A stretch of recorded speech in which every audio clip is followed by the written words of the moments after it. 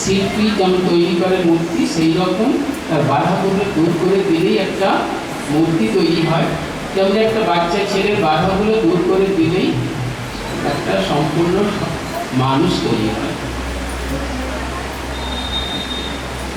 আমাদের জীবনে একটা আদর্শ থাকা দরকার, একটা মডেল থাকা দরকার, যাকে দেখে মানুষ শিখবে এবং নিজে শিখে অপরকে বড় করবে।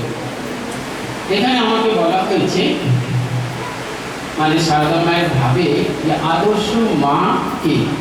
আদর্শ মা আমাদের স্বামীজি বলছেন, তার স্বদেশ মন্ত্রের মধ্যে বলা হয়েছে যে নারী জাতির আদর্শটা কি? নারী জাতির আদর্শ সীতা, সাবিত্রী, দময়ন্তী বলা। সীতা, সাবিত্রী, দময়ন্তী। ভারতবর্ষের ইতিহাসে স্বামীজি বলছেন যে আমাদের নারী জাতির আদর্শ সীতা। সীতা এমন একটা মানুষ যার ভাব, স্বামীজি বলছে ভারতবর্ষের বেদ, বেদান্ত, সংস্কৃত সবকিছু যদি চলে যায়, সীতা কিন্তু আমাদের প্রত্যেক মানুষের ঘরে বেঁচে থাকে। সীতার চরিত্র এমন একটা আছে যেখানে যার তিতিক্ষা, সবটা তিতিক্ষা, তার যে স্বামীর প্রতি ভালোবাসা, তার যে সেবার ভাব, এই শিক্ষা আমাদের দেখানো হয়েছে। সেই জন্যে সীতা দেখুন যখন তিনি চলে যাচ্ছেন, সেখানেও দেখুন হনুমানজি রামকে মারতে গিয়েছিল, জানেন তো? তাহলে দেখুন এখানে সীতা আমাদের কাছে কত বড় আদর্শ, যে আমরা রামকে ভগবান বলছি, সেই রামকে হনুমান মারতে গেল কেন? না, সীতাকে কষ্ট দেওয়া হচ্ছে, সীতাকে অপমান করা হচ্ছে। সীতা আমাদের নারী জাতির আদর্শ। সীতা, সাবিত্রী, দময়ন্তী, কিন্তু সেখানে সবটাই ভালোবাসার কথা বলা হয়েছে। সাবিত্রী জানেন তো, সাবিত্রী সত্যবানকে এত আন্তরিক ভালোবাসত, সেই ভালোবাসার জন্যেই তার আদর্শকে তুলে ধরা হয়েছে। কেন ডিটেলস বলতে গেলে অনেক সময় সাপেক্ষ থাকছে, সাবিত্রীর কথা, সত্যবানের কথা। এরপরে আমরা দেখছি সীতা, সাবিত্রী, দময়ন্তী। দময়ন্তী কিন্তু সেখানে তার নলকে দেখুন, অতগুলো নল সেজে এসেছিল, কিন্তু তিনি সে নির্দিষ্ট তার যাকে ভালোবাসে সে তাকে নির্দিষ্ট করে জীবনে গ্রহণ করেছিল। এমনকি যখন সেই বনে চলে গিয়েছিল, দেখুন অর্ধেক সমস্ত কাপড় ঘরে সব নষ্ট হয়ে গেছে, কিন্তু তার সত্ত্বেও যে কাপড় ছিল অর্ধেক অর্ধেক করে ভাগ করে নিয়েছিল। নলকে পরবর্তী সময় পেয়েছিল, যে নলের প্রতি যে তীব্র ভালোবাসা, এই ভালোবাসার কারণেই আমরা আজকের সাবিত্রী, সত্যবান, নলের কথা, নল দময়ন্তীর কথা বলছি। কিন্তু আজকের যুগে আমাদের এই স্বামী স্ত্রীর ভালোবাসার কথা কি পাচ্ছি আমরা? দেখুন এই ভালোবাসার টানে ওদের শ্রদ্ধা করা হচ্ছে, তাহলে শ্রদ্ধাটা কোথায় আমাদের লুকিয়ে আছে? শ্রদ্ধা নেই বলেই আজকের সমাজে এই সমস্যা হচ্ছে। স্বামীজি বলছেন যে শ্রদ্ধার অভাবে আমাদের এত অবনতির কারণ। দেখুন স্বামী স্ত্রীর শ্রদ্ধার কথা প্রথমে বলা হচ্ছে, যার ফলে আমাদের সমাজে এত রয়েছে। এখনো সীতা, সাবিত্রী, দময়ন্তীর কথা উঠে আসছে। আপনি দেখুন আমাদের যদি গৌরহাটি মঠে যান, সেখানে ওই আপনার মনে পড়ে গেল হঠাৎ করে, সেখানেও দেখুন ওখানে গদাধর চট্টোপাধ্যায় ছোট বয়সে যখন সেই রঞ্জিত রায়ের দিঘির মেলা দেখতে এসেছিলেন, সেখানে তার বোনের বাড়িতে এসেছিলেন। তার বোনের নাম ছিল সর্বমঙ্গলা, আর রঞ্জিত রায়ের যে দিঘি আছে তার রঞ্জিত রায়ের মেয়ের নাম, তারও নাম সর্বমঙ্গলা। সেই সর্বমঙ্গলার উৎসব হয় আমবারণের দিনে, সেই মেলার উৎসব ঠাকুর দেখতে এসেছিলেন এবং সেটা তথাবিতে উল্লেখ আছে। সেটা বড় কথা নয়, ও দেখতে এসে তারপরে বোনের বাড়িতে এসেছিলেন। বোনের বাড়িতে এসে দেখুন, এইটা আমি বলার কারণ হচ্ছে যে কীভাবে সেবা ভাবটা আমাদের স্বামীজি বলছেন ভারতবর্ষের জাতীয় আদর্শ হচ্ছে কি? ত্যাগ ও সেবা। দেখুন এই যে স্ত্রী স্বামীকে সেবা করছে, সেটা ভারতবর্ষের মহান হয়ে আছে। সীতা বা সাবিত্রী বা সত্যবান, এরা যে সেবার ভাবটা এবং তাদের ত্যাগের কথা উল্লেখ করে আর তারা বেঁচে আছে। সেইখানে যেটা বলছিলাম যে যখন ওই গদাধর চট্টোপাধ্যায়, তখন শ্রীরামকৃষ্ণদেব হননি, ভগবানও সেরকম আমাদের কাছে নাই, কিন্তু তিনি যখন এসেছিলেন তার বোনের বাড়ি এই গৌরহাটিতে, তখন তার বোনের বাড়িতে যখন ঢুকছে, সে দেখছে যে তার বোন তার স্বামীকে পদসেবা করছে। আপনারা পদসেবা করেন নাকি? তো যাই হোক, সেই যে পদসেবা করছে, সেই পদসেবা করতে করে এত ভালো লেগেছে, তখন ও বাড়ি ফিরে যখন যায় তখন ওর মা দাদারা জিজ্ঞেস করছে তোর বোন কি করছে। এটা লীলা প্রসঙ্গে উল্লেখ আছে, সাধারণের যে জীবনী আছে সেখানে উল্লেখ আছে লীলা প্রসঙ্গে। সেখানে উল্লেখ করছে সারদানন্দজি যে সেই ছবি আমাদের কাছে নেই, সেই ছবির উল্লেখে ছবিটা এখানে আঁকা আছে আমাদের গৌরাটি মঠে। কিন্তু দেখুন ছোট্ট গদাই সেই ছবিটা দেখে তার এত ভালো লেগেছে যে একটা মেয়ে তার স্বামীর সেবা করছে। তা সেবা ভাবেতেই আমাদের এই এত জাতীয় আদর্শের সামনে যেমন বলছি ত্যাগ ও সেবা আমাদের জাতীয় আদর্শ। আমরা দেখছি এখানে যে আমাদের সারদা মায়ের জীবন যদি আমরা জীবন দেখি, সারদা মায়ের জীবনটা একটা আমাদের কাছে মডেল। কারণ শ্রীরামকৃষ্ণ এত উঁচু পবিত্র ভাবের লোক এবং সেখানটাকে ধরে রাখা খুব মুশকিল, কিন্তু সারদা মা আমাদের কাছে এমন একটা মডেল যে সেই মডেলকে যদি আমরা ফলো করি, আমরা যদি গ্রহণ করি, তাহলে দেখব আমাদের জীবনটা সুন্দরভাবে তৈরি হবে। কারণ হচ্ছে কি, মায়েদের জীবন একটা ছোট্ট ছেলে বা মেয়ের কাছে যত আকর্ষণীয় হয়, যত আন্তরিক হয়, বাবাদের হয় না। যার ফলে মায়েরা এত আন্তরিক হয়েছে।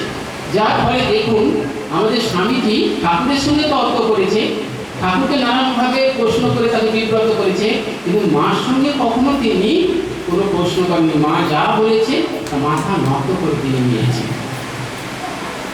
যেমন ধরে একটু উদাহরণ দিই, যখন বেলুড় মঠে চারিদিকে প্লেগ হয়েছে, কলকাতা চারিদিকে বেলুড় মঠে জমি স্বামী বিক্রি করতে চেয়েছিলেন, তখন মা বললে বাবা তুমি কার নামে জমি কিনেছো তুমি বিক্রি করে দেবে, আর তুমি এই সামান্য এই কারণেই এই জমি বিক্রি করে দেবে? ঠাকুরের সেই মহান ভাব মহান আদর্শ এখানে শেষ হয়ে যাবে, তুমি জমি বিক্রি করতে পারবে না। স্বামীজি কিন্তু একটু কথা বলে। তাহলে দেখুন মায়ের আদর্শটা কেমন হওয়া উচিত এখানে সেটা বলা হচ্ছে। মা এমন একটি জিনিস, মা নামে সবাই আপ্লুত হয়ে যায়। মায়ের ভাব এমন আছে, মায়ের যদি ছবিটা আমরা দেখি সেখানে দেখবো মায়ের মধ্যে একটা ভালোবাসা লুকিয়ে আছে, মায়ের মধ্যে একটা এমন চাহনি আছে, সেই ভালোবাসার কারণে সবাই সেখানে তার সবাই মধ্যে মাকে দর্শন করে। যেটা আমাদের সহদেববাবু বলেছে, আমি একটি ঘটনার কথা উল্লেখ করি, যেটা একেবারে সত্য ঘটনা। বেলুড় মঠে একটি ছোট্ট মেয়ে তার মার সঙ্গে ওই সারদা মাকে দর্শন করতে এসেছে, মানে বেলুড় মঠে যে মায়ের মন্দির আছে ওখানে দর্শন করতে এসেছে। তো সেখানে দর্শন করতে এসে সে তখন ওই ছবিটা দেখছে, মায়ের ছবিটা দেখছে, আর তার নিজের মায়ের দিকে তাকাচ্ছে, বারবার তাকাচ্ছে আর মার দিকে তাকাচ্ছে। তখন মা জিজ্ঞেস করছে কি দেখছিস, কি বলছিস তুই? বলছে মা তুমি কি ওখানে বসে আছো? দেখুন কিরকম তার মধ্যে মনে হয়েছে যে মাই যেন তার মা হিসেবে ওখানে রয়েছে। এই যে মায়ের সবার মধ্যে যে সেই ভাবটা লুকিয়ে আছে, মাটা এমন একটা তার দর্শনের মধ্যে আছে, তার ছবির মধ্যে আছে, যেন সবার ভিতরে সেই মা লুকিয়ে আছে। সেই মা কি করে সবার মা হলো, আদর্শ মা কি করে হলো, মায়ের জীবনী আমরা করে পড়ে দেখবেন মার জীবনের বহু ঘটনা আমাদের কাছে আদর্শ হয়ে আছে। মার জীবনী দেখুন, মায়ের সঙ্গে আমরা যে দেখি এই যে মা কোনো কারোর এই যে তথাকথিত ভাবে গর্ভজাত সন্তান না হয়েও তিনি কি করে সবার মা হইলেন, এটাই তোমার কাছে আদর্শ। আদর্শ একটা মডেল। কারণ শ্রীরামকৃষ্ণ হচ্ছে আমাদের একটা সায়েন্স, শ্রীরামকৃষ্ণ একটা বিরাট ভাবাদর্শ, কিন্তু তাকে ধরা আমাদের পক্ষে শক্ত। আর সারদা হচ্ছে তার শক্তি, তার মডেল। মডেল যদি সামনে না থাকে কি করে আমরা এগিয়ে যাবো জীবনে? শ্রীরামকৃষ্ণ এমন একটা শিল্পী ছিলেন, তিনি তার নরেনের মতন এত বড় বড় আরো সব শিল্পীদের তৈরি করেছেন। সারদামাও তেমনি তার জীবন দিয়ে এমন তৈরি করেছেন যে বহু ছেলেরা তার জীবন পথ থেকে, খারাপ পথ থেকে, বিপদ থেকে তাদেরকে টেনে এনেছে। এখানে আমাদের দেখছি শ্রীরামকৃষ্ণের সাধনার ফলে, 12 বছরের সাধনার ফলে সেখানে তিনি যে মন্থন করেছেন, যে অমৃত সুধা এনেছেন, সেটাই জগতে সারদা মাকে জগতের কাছে তুলে ধরেছেন। সারদা মা আমাদের কাছে সেই অমৃত রূপ স্বরূপ, যাকে দেখে আমরা তার জীবনকে ফলো করে, অনুসরণ করে আমাদের জীবনটাকে তৈরি করতে পারি। কীরকমভাবে কিরকমভাবে তার জীবনটাকে আমরা নেব। মা বলছে শ্রীরামকৃষ্ণদেব এবারে তার মধ্যে মাতৃভাবের বিকাশ হয়েছে, সবার মধ্যে সমস্ত মানুষের মধ্যে তার মাতৃভাবের বিকাশ হয়েছে। সেই মাতৃভাবের বিকাশের জন্যেই আমাকে এবারে রেখে গেছে সব জগতে, সবাইকে সেই মাতৃভাবের প্রকাশের জন্যে, প্রচারের জন্যে। সারদা মা দেখুন ঠাকুরের শরীর যাবার পরেতে প্রায় 34 বছর আবার এই ধরাধামে ছিলেন। তিনি কিভাবে আমাদের কাছে দিয়ে গেছেন দেখুন। আমরা যদি তার জীবনটা দেখি, আমাদের যদি জীবনটা সেখানে দেখবো যে সারদা মার জীবনটার সঙ্গে কিভাবে আকাশ পাতাল তফাৎ হচ্ছে। দেখুন যখন ঠাকুর শরীর যাবার পরেতে মাকে বলছে যে দেখো কামার পুকুরে বাড়িটি ছাড়বে না, আর কি করবে, শাক বুনবে, নুন ভাত খাবে, কারো কাছে চি ভাত কি করবে না। মায়ের আদর্শকে এখন দেখুন মা সারা জীবন এটা করেছে। এমনকি আজকে আমরা মায়ের দেখুন কি সুন্দর সুন্দর কাপড় পরে তার ছবি দেখতে পাচ্ছি, কিন্তু মা তখন কাপড়ে গাঁট দিয়ে সেই করেছে, কিন্তু কখনো চি থাকতে করেনি। তো এই যে শিক্ষা, এই যে শিক্ষা, মা কখনো তাদের চি থাকতে করেনি। মা কখনো এমন সহ্য সমতা তার ছিল। মায়ের জীবনে আমরা যেমন সীতা 12 বছর বনবাস করেছেন, কিন্তু এখানেও দেখুন মাও আমাদের যেন দক্ষিণেশ্বরে সেই নবাদ করার ঘটনাটা দেখুন। নবাদে যখন ছোট্ট ঘরটিতে থাকতেন, যখন কলকাতার সব সেজে গুজে মেয়েরা মায়েরা আসতো, তারা বলতো দেখো গো যেন সতীলক্ষ্মী বনবাস।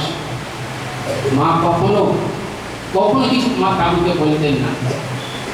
ওখানে একটা পর্দা থাকতো, এই পর্দার মাধ্যম দিয়ে ঠাকুরের সেই লীলা গান, ঠাকুরের কীর্তন, ভক্তদের সঙ্গে তার যে ভাবের আদান প্রদান, সেগুলো মাকে দেখতে হবে। নিজের স্বামীর কাছে যেতে পারছে না, কিন্তু দূর থেকে এবং সেই পর্দার মধ্যে দিয়ে দেখতে হতো, সেই সাক্ষী মতো পর্দা দেখতে হতো। সেই পর্দাটা কিন্তু বড় হয়ে গিয়েছিল। ওরে হিন্দু ফাঁকটা কি বড় হয়ে যাচ্ছে, আমার মজা করে বলছি যে ফাঁকতে দেখতেন, সেখানে ফাঁকটা বড় হয়ে গিয়েছিল। বলছে ও হিন্দু রে, ফাঁকটা কি বড় হয়ে যাচ্ছে। মা কিন্তু কখনো দুঃখ করেননি। মা নিজে বলেছে মার সাথে কখনো 2-1 বার দেখা হয়েছে বা তার সঙ্গে সাক্ষাৎ হয়েছে, কথা হয়েছে। নিজের মনকে বলেছি মন তুই এমন কি ভাগ্য করেছিস যে তার রোজ রোজ দর্শন পাবি। আমাদের যুগে, আমাদের এই ভাবনার যুগে, এই বর্তমান যুগে আপনারা কি এটা মেনে নিতে পারতেন? চিন্তা করে দেখুন মা কীরকম। এবং ওই ছোট্ট ঘরের মধ্যে মা সমস্ত জিনিস রেখেছেন। নরে নিলে মোটা মোটা রুটি, ছোলার ডাল, রাখা নিলে তার জন্য খিচুড়ি, নানানভাবে রান্না ওইখানেই করছে। সমস্ত জিনিসই ছোট্ট ঘর, নবরত্নের ঘরটা দেখেছেন, ওই ছোট্ট ঘরের মধ্যে থাকছেন। আবার ঠাকুরের পেটের অসুখ, উপরে মাছে পেন্টিং করছে। আমাদের তার সঙ্গে যোগীর মা, গোলাপ মা এলে ওর মধ্যেই শুনছেন। এখানে সেখানে দেখুন তা সত্ত্বেও মা কখনো সোচ্চায় প্রতিবাদ করে ওঠেনি বা কখনো সহ্যের সীমা পেরিয়ে যায়নি। সেই জন্যই মা লিখতে পেরেছে, বলতে পেরেছি যে সহ্যের সমান মন নাই, গুণ নাই, সন্তোষের সমান ধন নাই। মায়ের সহ্য ক্ষমতার ফলে কল্পনা করা যায় না যে আমরা একটুটি উদ্দেশ্য মানে অসহ্য হয়ে উঠি, কিন্তু মায়ের সহ্য ক্ষমতা কী করে তিনি আদর্শ মা হলেন। যেখানে ঠাকুর সেটা পারেননি, কিন্তু আমাদের সারদা মা সেটা পেরেছে। একবার হলো কি, তার নিজের মা শ্যামাসুন্দরীর সঙ্গে দক্ষিণেশ্বরে এসেছেন। তো বাড়ি ছিল শ্যামাসুন্দরী জানেন তো, মায়ের মামার বাড়ি ছিল শিহারের দিকে, আর আমাদের হিন্দু বাড়ি ছিল শিহারের দিকে। একই পাড়ার মেয়ে, একই পাড়ার ছেলে। সেই জন্যে কী কারণে, যাই হোক কোনো কারণে আমাদের হিন্দু এত দুর্ব্যবহার করলো। সারদা মায়ের মা বলল কোথায় মেয়েকে রেখে যাবো, চল চল চল চলে যাই। কিন্তু মজার ব্যাপার হলো, বা এখানে আমাদের সবচেয়ে কষ্ট দেয়, যেমন সীতা সেই পাতালে প্রবেশ করলো, এখানে আমাদের ঠাকুর একটু প্রতিবাদ করলো না যে হিন্দু ওরকম করবি না, ওরকম বললি না। মা কিন্তু বললো, তার মা বলে চল চল, কোথায় এনেছিস, চল চলে যাই। চলে গেল। আপনারা করতে চিন্তা করে দেখুন, তখনকার যুগে 3 দিন ধরে এই দক্ষিণেশ্বরে আসতে হতো জয়রামবাগ থেকে। আরেকদিনের ঘটনা, সেই সময় এসেছেন লক্ষ্মী লক্ষ্মীরা সব আছে, সেইখানে আমাদের সারদা মা এসেছেন। এসে তখন ঠাকুরের হাত ভেঙে গেছে। চিন্তা করে দেখুন, আপনার বলে একটা নিশ্চিত বিপদ নিয়ে দিতেন। বলছে যখন এসেছে 3 দিন কষ্ট করে হেঁটে নানানভাবে এসেছে, আসার পরেতে সবার জায়গাটা দিয়েছে, সবই দিয়েছে, কিন্তু বলছে খালা তুমি কবে যাত্রা করেছিলে? তখন মা বলছে যে আমি বৃহস্পতিবারই যাত্রা করেছিলাম বাগবালায়, তাই ওই জন্যই তোমার হাত ভেঙেছে, তুমি যাও যাও যাও যাও যাত্রা বদল করে এসো। চিন্তা করে দেখুন 3 দিন ধরে এসেছে, আসার পরেতে ঠাকুর বলছে তুমি যাও যাও যাত্রা করে এসো, যাত্রা বদল করে এসো। মা কিন্তু একটুও প্রতিবাদ করেন, আপনারা কিন্তু প্রতিবাদে সোচ্চা হয়ে উঠতেন যে একটুই তোমাকে কে করবো অমুক করবো তমুক করবো, কিন্তু মা একটুও কিছু উত্তেজিত হয়নি, প্রতিবাদে সোচ্চা হয়ে ওঠেনি। মা বলল ভগবান যদি মা ভগবানকে দেখে বলল যদি মা আবার কখনো দিন দেয় সময় দেয় তো আনায় আর আমি আসবো। তাই এইতে দেখুন মায়ের কতটা সহ্য ক্ষমতা ছিল, সহ্য গুণ ছিল, সেই জন্য আদর্শ মা হয়ে উঠেছে। গিরিশ ঘোষ ঠাকুরকে এত ভালোবাসত, ঠাকুরের সঙ্গে এত তর্ক করেছে, কিন্তু কখনো মায়ের সঙ্গে তর্ক করেনি। মাকে গিরিশ ঘোষ যখন জয়রামবাটিতে গেছে, মা দেখুন জানিয়ে যে কলকাতার ছেলে, তার জন্য নিজে গ্রাম থেকে নিয়ে গিয়ে দুধ আনছে, দুধ এনে কারণ গিরিশের চায়ের নিষ্ঠা আছে, চায়ের জন্য ব্যবস্থা করতে হবে। একটা মা তার ছেলের জন্য কোনো গৌরবজাত বা গর্ভজাত নয়, সেই সন্তানের জন্য তিনি যাচ্ছেন দুধ আনতে। এবং গিরিশ ঘোষ দেখছে প্রত্যেক দিন তাকে বিছানার চাদরটা সুন্দর ঝকঝকে একেবারে পরিষ্কার সুন্দর চাদর রোজ দেখা যাচ্ছে। গিরিশ ঘোষ ভাবছে কী করে কে সব করে। একদিন দেখছে গিরিশ যে মা সেই পুকুরে তার কাপড় জামাটা চাদরটা কাশছে। এই যে গিরিশের মধ্যে তার ভাব যে মা প্রকৃতি যেরকম হতে পারে, আদর্শ মা এরাই হতে পারে। কারণ আদর্শ মা হতে গেলে প্রত্যেকের মধ্যে একটা শ্রদ্ধা পবিত্রতা থাকা দরকার। সেই জন্যই দেখুন একটি কথা বলেছিল আমাদের এরা যে যদি কামজাত সন্তান হয় সে ছেলে কখনো বড় হয় না, শ্রদ্ধাবান যদি সন্তান তৈরি হয় সে ছেলে সবচেয়ে বড় হয়।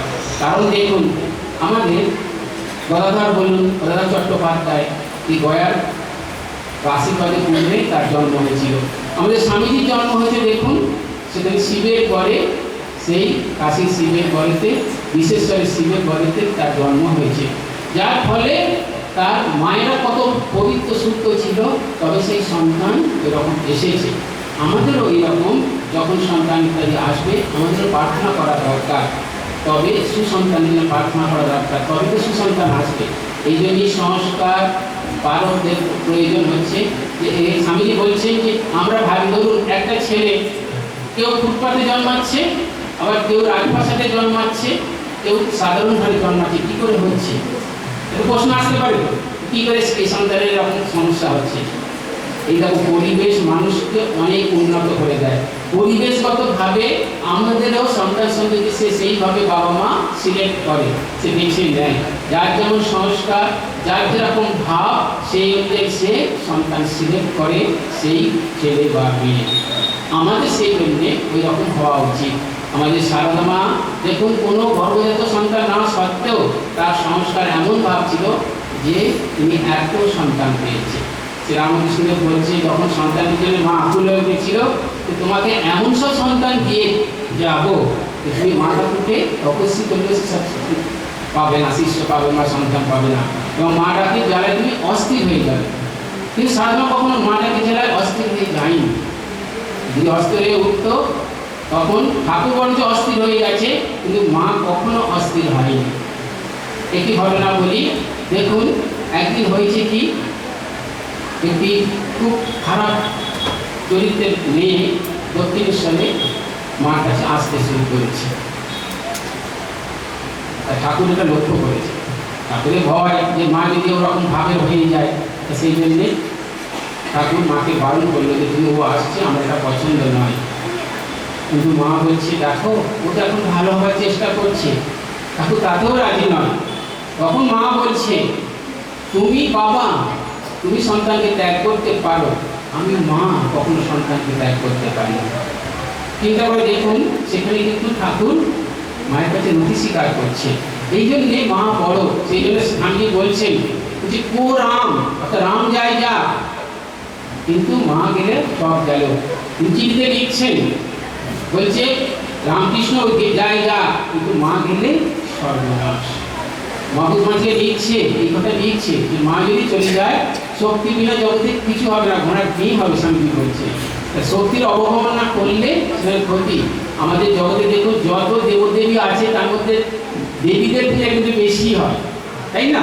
আপনারা দেখুন যে আমাদের পূজা হয়, আমরা দেবীকে পূজা করি, আর দেবীদের উপরে যত অত্যাচার, কাগজ টিভিতে খুলে খুলে দেবীদের উপরে যত অত্যাচার। তা চিন্তা করে দেখুন এই যে এই শিক্ষাটা কেন হয় না। এই শিক্ষাটার সমস্যা আমাদের হচ্ছে মা বাবারা সেইভাবে ছেলে মেয়েদেরকে তৈরি করছে না। এই কথা বারে বারে উঠে এসেছে, আমাদের মাস্টারমশাইরা এই কথা বলেছে বারে বারে। কিন্তু ঠিক ঠিক সন্তানকে যে শ্রদ্ধা ভালোবাসা দেওয়া যায় তাহলে কিন্তু সে বড় হয়ে উঠতে পারে। একদিকে প্রশ্ন করা হয়েছিল যে আজকের সমাজে কেন আরো সেই আমাদের ঠাকুর মা স্বামীকে ছেড়েই দিলাম, ভালো ভালো সন্তান কেন আসছে না জগতে? এটা প্রশ্ন তো এখনো প্রশ্ন যে আমাদের এই সমাজ ব্যবস্থায় মানুষ আছে, মনুষ্যত্ব নেই, বুদ্ধি বল আছে, চরিত্র বল নেই। আমাদের পরিস্থিতিতে জীবন আছে, সুখের জীবন আছে, কিন্তু আনন্দ নাই। কেন হচ্ছে? কেন হচ্ছে? এর কারণ হচ্ছে বলছে তাহলে ভালো সন্তান আজ আসছে না কেন, কি কারণ? তখন সেই স্বামীজিকে প্রশ্ন করার জন্য সেই যে সাধু তিনি বললেন যে দেখো, কিন্তু এটা আপনারা শুনেছেন না, কেন হোয়াটসঅ্যাপের যুগে এসব খবর আসছে। উনি বললেন যে একটা বড় যদি প্লেন, বিশাল বড় প্লেন যদি নামার চেষ্টা করে, আর যদি এয়ারপোর্টটা সরু হয়, ছোট্ট হয়, সেই প্লেনটা নামতে পারবে? নামতে পারবে না। তাহলে বড় এয়ারপোর্ট দরকার হবে, তখন সেই প্লেনটা সেখানে নামবে এবং সেখানে ল্যান্ডিং করবে। তেমনই আমাদের সেই সব ভাবের মানুষ সব আছে জগতে, কিন্তু ল্যান্ডিং করার মানুষ পাচ্ছে না। কোথায় ল্যান্ডিং করবে সেরকম মা পাওয়া যাচ্ছে না, সেখানে ল্যান্ডিং করতে ভালো সন্তান আনতে আসবে। এই সমস্যা মানে কি বলতে চাইছে যে সেই সমস্ত যদি মায়ের কথা বললে হবে না, ছেলেদেরও দোষ আছে, সবাই দোষ আছে। ল্যান্ডিং করার যে ব্যাপারটা সবার কাছে আছে। ভালো মা যদি হয়, যেমন দেখুন না স্বামীর জন্য মা, তার মা কত তপস্যা করেছে। শঙ্করাচার্য এসেছে, শঙ্করাচার্যের মা বাবা কত তপস্যা করেছে, তবে ওই রকম সেই দেখুন না ও 16 বছরের মধ্যে সমস্ত কিছু তার শেষ, এবং 32 বছর পেয়েছিল আমাদের সেখানে তার গুরুর আশীর্বাদ। 32 বছর মাত্র জীবনে আমাদের এই সনাতন ধর্মের ভাবটা তিনি জগতে ছড়িয়ে দিয়ে গেছে। আর পরবর্তী শঙ্করাচার্য স্বামীজি 39 বছর বয়সে এই ভাব দিয়ে গেছে। সেই জন্যে আদর্শ মা আমাদের হচ্ছে ঠিক যদি আদর্শ না হয়, স্বামীজি বলছেন আমাদের জাতীয় আদর্শ হচ্ছে সীতা, সাবিত্রী, দময়ন্তী, আর এখন হচ্ছে আমাদের মা সারদা। স্বামীজির মা একবার গেছেন, তখন স্বামীজি বিদেশ থেকে ফিরে এসেছেন। ফিরে আসার পরেতে তার মা গেছেন ওখানে আমাদের ভুবনেশ্বরী দেবী দেখতে গেছেন, মাঠে স্বামীজিকে দেখতে গেছে। আর ওর ছেলে কি করেছে দেখবে, তার চারিদিকে ঘুরে বেড়াচ্ছে, এই বাগান ও বাগান ঘুরে বেড়াচ্ছে। তখন নরেন বলছে, তখন তো নরেন আর মায়ের সঙ্গে সম্পর্কটা স্বামী বিবেকানন্দ নয় তো, তুমি কোথায় ঘুরে বেড়াচ্ছ, কি করছো? তুমি ভাবছো তোমার নবু সব করেছে? দেখো কিরকম নিজের মাকে সে বলছে, তুমি ভাবছো এই নবু সব করেছে, যাও যাও যাও যাও দেখে এসো, যার আশীর্বাদে হয়েছে তাকে দেখো দিয়ে। কার কথা বলছে? সারদা মা কথা বলছে। তাহলে দেখো নিজের মাকেও তো সম্মান শ্রদ্ধা করা সত্ত্বেও বলছে যার আশীর্বাদে হয়েছে তাকে কাছে যাও। তুমি ভাবছো তোমার নবু এসব করেনি। মাও বলছে যে ঠাকুরের আশীর্বাদে হয়েছে, তারপর তো লোক এইসব করলো, নরেন এসে আমার করলো। তাহলে আমাদের আদর্শ হচ্ছে আমাদের মা। মা হচ্ছে আমাদের মডেল, মা হচ্ছে আমাদের শক্তি, আর মাই হচ্ছে আমাদের সবার।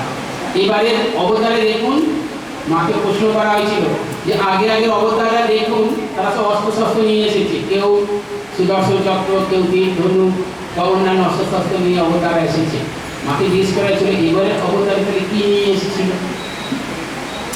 বলে স্বামীবাবু বারবার বলেছি যে প্রণাম করার ব্যাপারটা। মা বললো এবারে অস্ত্র হচ্ছে মায়ের প্রণাম অস্ত্র। তাহলে কি অস্ত্র ছিল? প্রণাম আর ত্যাগ অস্ত্র। এই ত্যাগ আর প্রণামেই ঠাকুর কিন্তু মাত করে নিয়েছে এই জগৎকে। ঠাকুরের এই ছবিটা দেখে মনে হয় তিনি ঐশ্বর্যশালী বলে। তা ঠাকুরের কি এমন শক্তি ছিল, মায়েরও সেই শক্তি ছিল। মা দেখুন বলছেন যে আমার ভিতরে এমন কি শক্তি আছে, আমার ভিতরে এমন কি ভাব আছে যে সবাই আসে। নিবেদিতা তার পায়ের তলায় বসে থাকতো, কত বড় বড় শিক্ষিত মানুষরা মাকে প্রণাম করছে। স্বামীজি যখন বেলুড়মঠ থেকে আসছে মাকে প্রণাম করতে, সেখানে দেখছেন প্রণাম রাস্তা, তখন তার মায়ের বাড়ি হয়নি, তখন তিনি একটু ভাড়া বাড়িতে থাকতেন, মাকে প্রণাম করতে আসছে। তখন বারবার গঙ্গা জল খাচ্ছে, নৌকা দিয়ে বসে বসে গঙ্গা থেকে জল খাচ্ছে। অন্য গুরু ভাইরা বলছে আপনি করছেনটা কি?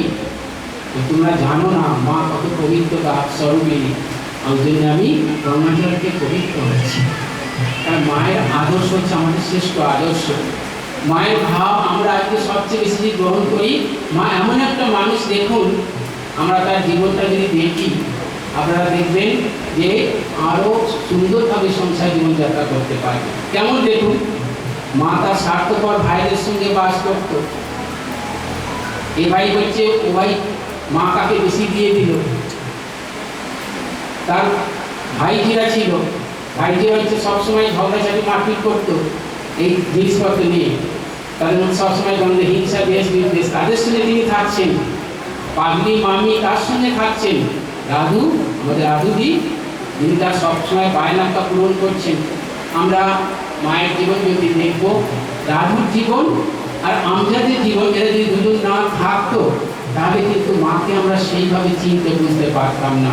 দাদু ছিল বলে দেখুন মা কেন আদর্শ। মা যখন রাধুদি একবার এই উদ্বোধনের বাড়িতে, রাধুদি একবার কি মায়ের সঙ্গে ওই আপিল খাওয়া নিয়ে ঝগড়া, যে ওষুধ দেওয়া হচ্ছে না, মা ও অস্থির হয়ে উঠছে। তখন মা বলছে না দেবো না দেবো না করছে, তখন রাধুদি একটি বেগুন দিয়ে মায়ের পিঠে মেরেছিল গুলি করে। তখন ওই পিঠটা ফুলে উঠেছিল মায়ের। মা তখন সঙ্গে সঙ্গে ঠাকুরের কাছে প্রার্থনা করছে যে ঠাকুর তোমার অপরাধ দিও না। চিন্তা করে দেখুন, মা তাকে তো অভিশাপ তো দিলই না, কিন্তু উপরন্তু বলছে যে ঠাকুরের প্রার্থনা করছে যে ওর অপরাধ তুমি নিও না। মাই একমাত্র এইরকম পারে ঠিক ঠিক যে অপরের দোষ না দেখে গুণটাই দেখতে পারে। জয়রামবাড়িতে একজন মহিলা, বিধবা মহিলা, কোনো কারণে অপবাদে ভীষণভাবে খারাপ কাজ করাতে পাড়া ময়া করে ভেটি পেটে বেড়ে গেল যে খারাপ কাজ করেছে, তার লাঞ্ছনা গঞ্জনা শুরু হয়ে গেল। মা তো দেখুন মার সঙ্গে কোনো সম্পর্ক নেই। মা তার জন্য ঠাকুর কাছে কাঁদছে, প্রার্থনা করছে, বলছে ওই অবহেলিত বিধবা যে খারাপ কাজ করে ফেলেছে ওর একটা যাতে শান্তি বিদায় নয়, ওর একটা কিছু সমাধান হয়, তাহলে প্রার্থনা করছে। তখন শোনা গেল মায়ের এক জমিদার সন্তান বিচার ব্যবস্থা করে সেই যে বিধবা মেয়েটার একটা সুব্যবস্থা করে দিয়েছে। সেই বিধবা সন্তানের যখন ব্যবস্থা করে দেওয়ার পরে সেই জমিদার সন্তান যখন মায়ের কাছে আসেন, মা তখন বললেন বাবা তুমি ওর যে একটা সুব্যবস্থা করে দিয়েছ, আমি খুব আনন্দ পেয়েছি, খুশি হয়েছি, ঠাকুর তোমার শান্তি দেবে। এখানে আমাদের সারদা সালামজি দেখছে যে দেখুন দোষকে তিনি না দেখে দোষীকে আপন করে নেওয়ার যে ক্ষমতা একমাত্র দাঁড়িয়ে আছে। আমরা নামে দেখুন সবাই তার পিছনে লেগে গেলাম যে খারাপ কাজ করে, খারাপ কাজ করেছে, কিন্তু মা দেখুন সেই মেয়েটির জন্যে আকুলভাবে মায়ের কাছে প্রার্থনা করছে।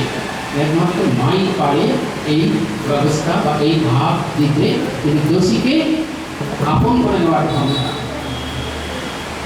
না হলে এরকম হতে পারে না।